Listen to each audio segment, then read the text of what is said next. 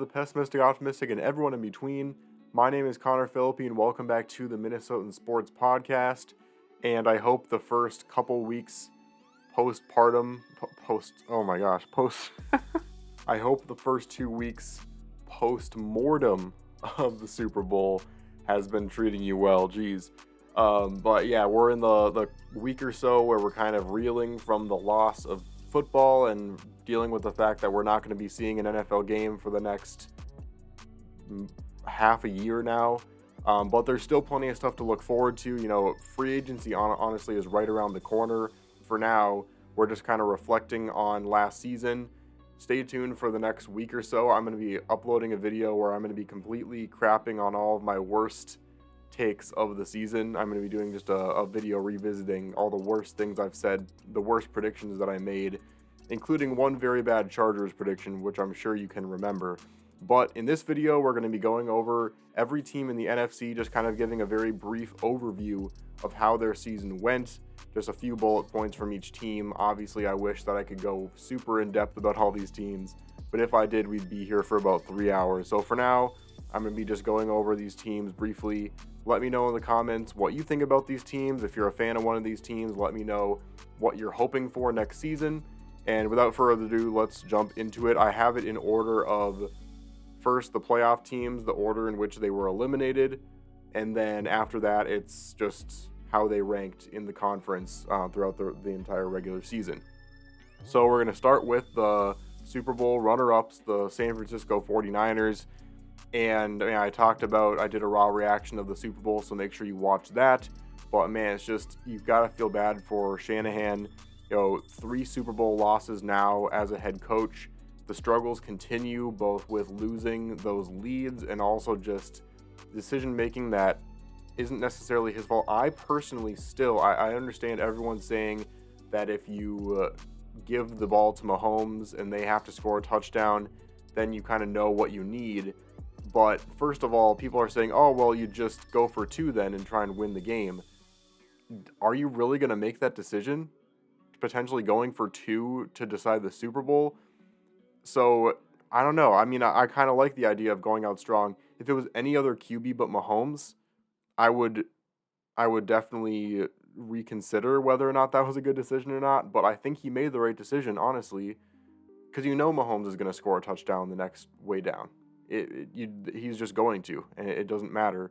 And so I'd much rather have the season come down to a 2-point conversion with Mahomes coming down the next time than giving the ball to Mahomes first and making that decision yourself. That's just my personal opinion. I don't think that was a horrible decision.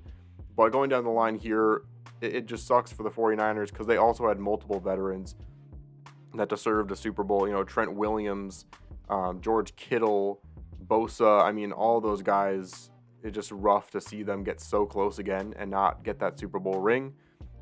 Brock Purdy continues to be a very inspiring success story. Yes, he wasn't exactly elite in that Super Bowl, but everything he's been able to accomplish after being Mr. Irrelevant, it really is incredible. He should be proud of himself for the way he fought. Just wasn't quite able to get the job done for the 49ers. Going into next season for the 49ers, it's basically just going to be a thing where you got to do the same thing next year and hope it works out just a little bit better, because when you have a team like this that was just ever so close, realistically, you're not going to be able to make your team much better than it was this season. It's really going to be trying to plan things out from a coaching standpoint to get yourself back up to that point. Obviously, if you're not getting better, you're getting worse. That is the saying. But there isn't that much better the 49ers can get, and so they're going to have to find ways to prove everyone wrong to get back up to this point, and we're just going to have to see if it works out for them next year. The Detroit Lions. The Lions accomplished everything they hoped for this season, and I think, honestly, more. In my eyes, success for the Lions this year would have been making it to the divisional round. And not only did they make it to the divisional round, they made it to the NFC Championship and almost went to the Super Bowl. They were just a couple decisions off from making it to that point. It's a huge testament to Goff and what they were able to build with Goff, from just a couple years ago when they barely were able to win one game a couple seasons ago. Of course, that one win being against the Vikings, I will admit. And just what they were able to build in these last few years really was incredible. Of course, the question here, Dan Campbell's decision making, it did bring them this far, but it also cost them a trip to the Super Bowl. So that's definitely something that is worth monitoring, that if another thing happens here where a decision that he makes costs a team something this huge, I mean, it's just kind of one of those things. It's a yin and yang, where, you know, it can, well, I don't know if that's what yin and yang means. It's two sides of the same coin, or whatever the phrase is. It can hurt you and it can really help you. And it helped the Lions more than it hurt them this season. And so I'm not saying Dan Campbell's at risk for anything this year or anything like that. But I do think that it's something that's going to continue to be something that needs to be discussed. The only question is, you know, the Lions are a team that is about grit. They are also a team that found their formula this season. Now, next season, it's about, can they get up to that same point, and will they be figured out? Because whenever you get a team or they have the one good season, you're always concerned that it could come crashing down next year. Because the Lions have the core of guys that they have built around, I don't see this team just completely phoning it in next season. I don't see them, you know, having that big fall. But we're going to have to see, because that is always the case when a team does well one season like this. And finally, going into this offseason, I really think a couple more defensive pieces and one more dynamic wide receiver could make this team amazing. Whether that's Jameson Williams taking that step forward, or another free agency wide receiver, or hitting on the draft. And then the defensive side, I mean, there are some really good edge rushers that could be hitting free agency. I'm salivating at the thoughts of Aiden Hutchinson pairing up with some of those guys. So easily the Lions could be an even better playoff team next year if they fix a couple of those things.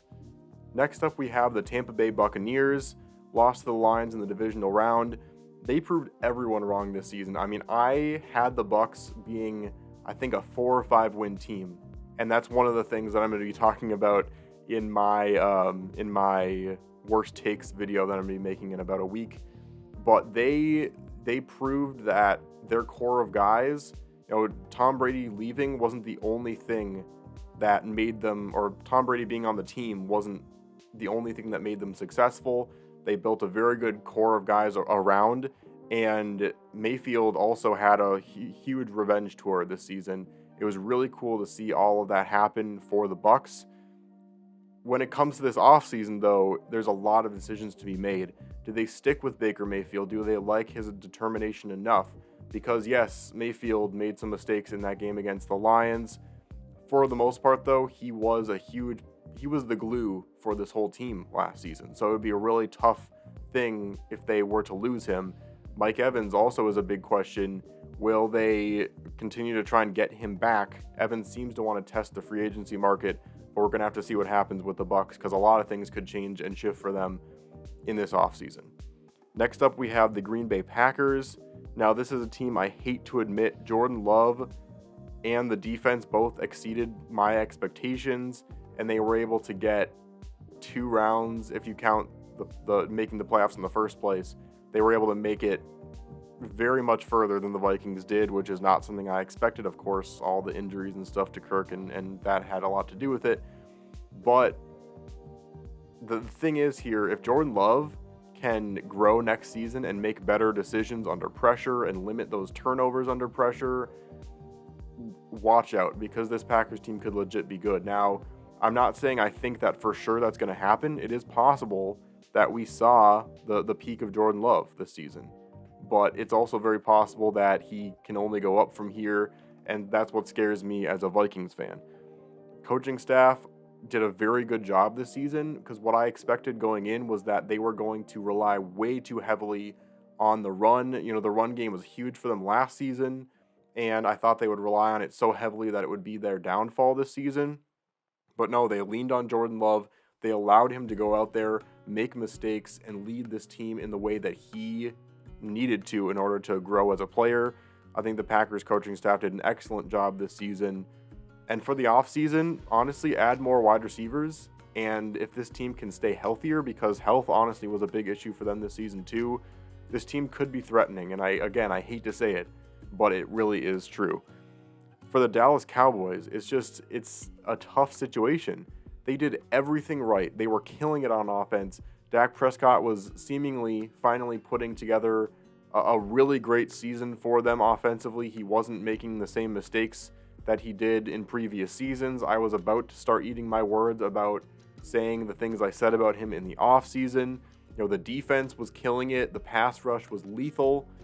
And then the playoffs came around and they just blew it. And it's just, I haven't seen much like it.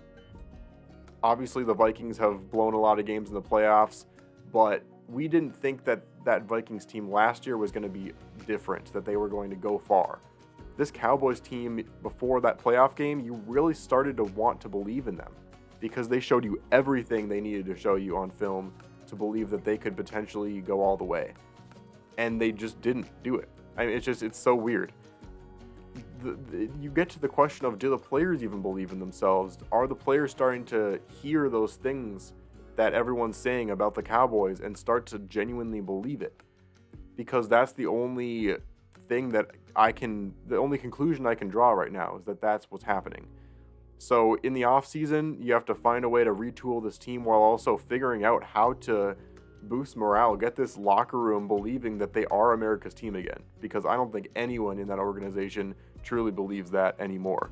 I certainly don't believe it also. The Philadelphia Eagles, this was a complete collapse, not in the postseason, but in the regular season, and it obviously carried into their wild card loss against the Bucs. Horrible defensive play calling, injuries to Hurts, and a bevy of other things. Just all was a perfect mixture for the Eagles, just going from one of the top juggernauts in the NFC to all of a sudden being a team that don't even have confidence that they're going to win in the playoffs. Jason Kelce potentially retiring would be huge for this offensive line. It would be a big blow, as Kelce had continued last season as well, being one of the best centers in the entire league, and center is a very difficult position to fulfill if a player like that loses or goes away. Also, Sirianni, I feel like this is where his coaching journey is going to be defined. Yes, he took his team to the Super Bowl a year back. What he does with this situation, very frustrating season last year. Everything seemed to just crumble apart. Players leaving for retirement, Jalen Hurts frustrated from all of his injuries. This is where you're either going to lose your locker room as a head coach, or you're going to be able to take this and turn it into something that can make this team stronger than ever and really build up your coaching pedigree and use this as a reason to fight even harder. I really think Sirianni's coaching career could be decided by what happens this year, because I seriously think that this Eagles team can still go back and be the same team they were when they played the Chiefs in the Super Bowl just a year back. I just think that they got in their own way, they collapsed, and again, these players need to pull themselves off from their bootstraps, and if they can start to believe in themselves again next season, they can get right back up to that point, and Sirianni is going to have to be at the head of that. The LA Rams, Matthew Stafford showed that he still has it, but one thing that he did also show is that he needs more help than he did previously. Obviously he's getting older, and he overcame an injury, but it's going to start affecting him more and more throughout his career. Those questions start to crop up. New stars did shine for the Rams, including Puka Nacua. The offense was still pretty potent, but the defense definitely is not as dominant as it was a couple years back when they won the Super Bowl against the Bengals. The two questions really in free agency: first of all, what is Aaron Donald's future? There even were reports over the last year or so that he was considering early retirement. That's definitely going to be something to be worth monitoring. What is going to be his future with the team? And then finally, just an overarching question is, how much longer will the Rams go all in here with an aging QB? Obviously, Stafford's coming near the end of his career. The Rams have a lot of big contracts. something's going to give in the next few years for this team. I still think that next year is going to be a year where they still go for it, but that's going to be a question moving forward. The Seattle Seahawks. Have we seen Geno Smith's peak? He seems like a quarterback that, he proved everyone wrong last season. He came in, people thought he was even going to lose the starting QB job, and it was very inspiring to see him get up to that point. But then he was able to lead the Seahawks to initially a really good start. He ended up going to a 7 seed and getting crushed in the playoffs. And now this year, it just seems like there's a certain level, and I haven't seen Geno get above that level. He's had a few games the last couple years where he's shown a lot, but besides that, he hasn't been consistently able to deliver at that level. So that's going to be a big question for me. Can Geno actually be an elite quarterback for the Seahawks? Because I don't think they have enough pieces right now to compete without Geno showing that extra step up. Also, the Seahawks played way too many close games last season, too. The overarching theme for this offseason is moving on from Pete Carroll could be a huge culture shift, and it could make or break this team for the future. I think that they have to hope that the guy that they pick to go into the next stage of the Seahawks franchise is going to either bring that same energy as Pete Carroll or do a good enough job in shifting that culture so that players want to play for this new head coach. And that's always the thing that comes up with new head coaching. Next up, we have the New Orleans Saints, and this is a team that, the two things that I could describe this season was injury issues and quarterback drama. The injury issues honestly were more like lingering issues, both with QBs and Chris Olave, basically, were the two main issues. They had issues all up and down the team, but they didn't have one consistent quarterback. In general, offensively, they couldn't find any consistency, and Chris Olave really is turning out to be the glue of this offense. And he needs to be able to stay on the field because this team can be special with him on the field and with some consistent quarterback. And so over this offseason, they're going to have to find a way. I don't know if they necessarily need an elite quarterback to try and win this. It's going to be a very bad NFC South again unless some things happen, which I'll talk about going down the road here. But if they're going to try and at least compete for this division, they need to find a consistent quarterback that's going to be able to lead this team through and weather the storm, because it just felt like this whole Saints season was a big jumbled mess where no one really knew what was going on with this organization. So it's going to be an interesting team to watch going forward. The next team in the standings is the Vikings, but I'm going to be making a whole separate video about them. I'm kind of going to be, lumping in both a quick summary of last season with an early intro to the offseason, so stay tuned for that video in a little while here. Next up is the Bears, which didn't expect to see the Vikings next to the Bears in the standings this year, but here we are. Honestly, I think the Bears performed above my expectations. I thought that they were going to be an awful team again last year. People were thinking they'd be a playoff team, or at least the Bears fans were way too optimistic about it, but it ended up kind of leveling out here, and they ended up being a 7-win team. Fields definitely made it difficult on management. They have the number one pick. They could pick Caleb Williams in this draft, but they made it difficult because he managed to be not quite great, but he wasn't bad either. And so he showed those flashes of brilliance. He made his mistakes, and it was just a weird jumble of things where if you watched his highlight reel, you'd be impressed. But then you watch full games and you're like, I don't know. And so that's going to be the biggest question for the Bears. Draft decisions are going to completely change the trajectory potentially of this entire franchise in the next few years. The one thing we do know though, is whoever the quarterback does end up being, whether it's Caleb Williams or Justin Fields, that quarterback needs at least one more wide receiver option and even more offensive line help, because that's going to pay some serious dividends for the Bears to be able to protect whoever it is that they have back there. The Atlanta Falcons, this is another interesting one. They were able to achieve a 7-10 record despite some really bad QB situations. Desmond Ridder just was not the guy. He was kind of a mid-round pick, so it's not like anyone expected him to carry this whole team after Marcus Mariota left and he took over. He kind of took over more by default, not necessarily because they saw a lot from him. So unfortunately for Desmond Ridder, it doesn't look like he is going to be the answer for them at QB. The rest of the team honestly did show a lot of flashes of young potential.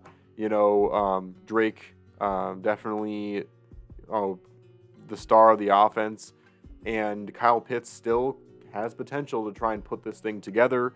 He was able to get something going this last season, but definitely still not to the level that he showed that he could. He was one of the most generational talents at tight end that we've seen. He went so high in the draft. He needs to find a way to put it together and put up a seriously good season for the Falcons. Otherwise, he's going to end up being a bust. Bijan Robinson can definitely still be special after he had a rookie season that was it had its ups and downs. I think really he just needs to be used in the right way, and he also needs to limit those turnovers. Those are going to be the biggest things for the Falcons there. And then going into this offseason, I'm going to make a bold proclamation here. The Falcons could get Kirk, and it would make them a legitimate playoff team. Might be a little bit crazy to say, but it is in the NFC. The NFC is not as strong, and so it might be a bold proclamation, but I really do feel that getting Kirk with the offensive weapons that they have, with the running game that they could potentially have if they use Bijan in the right way, not to mention the fact that this is a bad division, but honestly, I could see them being a team that would make the playoffs regardless of this division. I could see them being a 10, even 11-win team with Kirk Cousins, and that might be crazy to say, but I really do think it's true, and they're one of the biggest suitors for him. They have the money to spend on him. As a Vikings fan, I don't want to make too much of a prelude to my next video talking about the Vikings offseason, but honestly, I think that it would be the best move for the Falcons to take him with the Vikings cap situation. So that'll be a big thing to monitor to see if I end up being right about that this upcoming season. Now we're going into the last few teams here. You've got the New York Giants. With them, it just feels like something has to give because they have this confusing mix here. We got veterans. We've got, Darren Waller, injury-prone tight end. We have Daniel Jones, who we're still not sure what to think about him. We've got Saquon Barkley, who is going to want to leave in free agency unless the Giants try and tag him again. And, Daniel Jones is just another one of those players where they're just good enough. He's just good enough to make the situation difficult for the Giants. They paid him, I think, way too much money.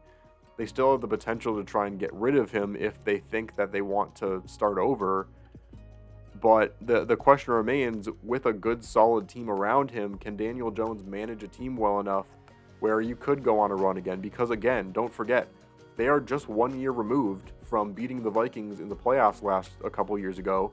And obviously they got killed by the Eagles in the next round. But, this is a team that was one step away from the NFC Championship game not that long ago. And they did deal with a lot of injuries to Daniel Jones, even though they did struggle even when he was in, don't get me wrong. But this is another team where it's just not entirely sure what to think. They have to make up their mind though, because they have a lot of players they could waste more cap space on. But do they want to fully rebuild? They could still fully rebuild and keep Daniel Jones because, there's not a whole lot of other players. But it's just kind of one of those things. They could do a lot of different things in the next couple off seasons. And then we have the Commanders. The Commanders are just a mess right now. They made the right decision and are starting to finally decide to clean up shop. And really all you can say about them is they struggled. They got rid of some of their top guys, got rid of Chase Young. And now it's time for them to just focus on getting the quarterback of the future. I fully expect that to be Drake May in the draft, but who knows what'll happen. They could get Jaden Daniels. For some reason, I don't see him fitting their scheme and what they could potentially do next season as well as Drake May.